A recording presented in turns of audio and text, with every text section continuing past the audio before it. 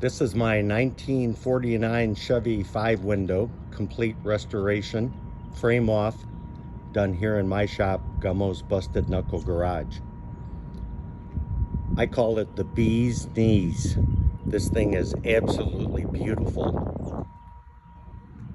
That's a new bed. The drivetrain has a Mustang 2 front end, so it steers and drives just like a Mustang would.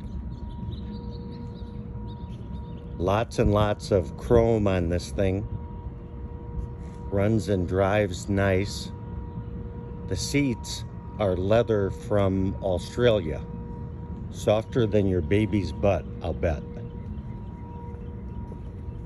We'll take a look at the inside of it. The seats just absolutely wrap around you and are very, very nice and soft.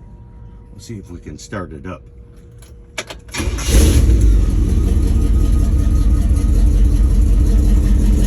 Sounds pretty, as you can hear.